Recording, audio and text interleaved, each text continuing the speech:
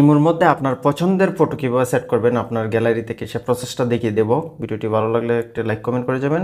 তো প্রথমে আপনি কি করবেন, ইমোটি ওপেন করে দেবেন। ইমোটি ওপেন করার পর নির্দিষ্ট যে কোনো একটি অ্যাকাউন্টে ঢুকবেন। যে কারো ইমোর মধ্যে ঢোকার পর উপরে দেখতে পাবেন 3 ডট, এখানে ক্লিক করবেন। এখানে ক্লিক করে দিলে আপনার সামনে এরকম ইন্টারফেস শো করবে। এখান থেকে ওয়ালপেপারে সেট করবেন, ক্লিক করবেন। ক্লিক করে দেওয়ার পর এখানে প্লাস অপশন দেখতে পাবেন, এখানে ক্লিক করবেন। এখানে ক্লিক করে দিলে আপনার সামনে এইরকম ইন্টারফেস শো করবে। তো আপনার গ্যালারিটি শো হয়ে যাবে।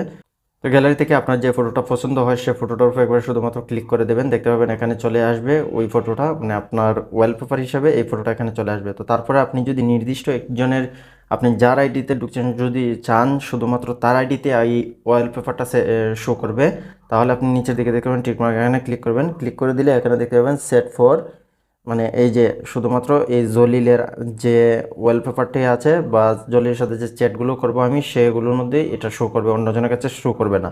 আর আপনি যদি চান সবার ওয়ালপেপারে আপনার এটা শো করবে, তাহলে আপনি কি করবেন, এখানে সেট ফর এভরিওয়ান দেখতে পাবেন, এখানে ক্লিক করে দেবেন। এখানে যদি ক্লিক করে দেন দেখতে পাবেন এটা সবারই ওয়ালপেপারে গিয়ে সেট হয়ে যাবে। তো আমি অন্য একটা আইডি দিয়ে ঢুকে আমি আপনাদেরকে দেখিয়ে দিচ্ছি। তো এখানে যদি আমি ঢুকি দেখতে পারবেন, এই যে দেখতে পাচ্ছেন এখানে এই আইডির মধ্যে আমার ফটোটা দেখাচ্ছে। আমি যদি অন্য একটা আইডির মধ্যে ঢুকি এখানে দেখতে পাবেন, এখানে দেখতে পাবেন এই আইডির মধ্যে প্রত্যেকটা আইডির মধ্যে আমার একই ছবি শো করতেছে। তো আশা করছি আমি বুঝতে পেরেছি। ভিডিওটি শেয়ার করে ফেসবুক টাইমলাইনে রেখে দিন, পরবর্তীতে দেখে আপনি কাজটা শিখতে পারবেন বা অন্যজনকে করে দিতে পারবেন। ভিডিওটি ভালো লাগলে লাইক কমেন্ট করে যাবেন। চ্যানেলে নতুন দর্শক হয়ে থাকলে চ্যানেলটি সাবস্ক্রাইব করে সাথে থাকবেন। কথা হবে পরে কোনো ভিডিওতে নতুন কোনো টপিক নিয়ে এসে। সব ভালো থাকেন, সুস্থ থাকেন।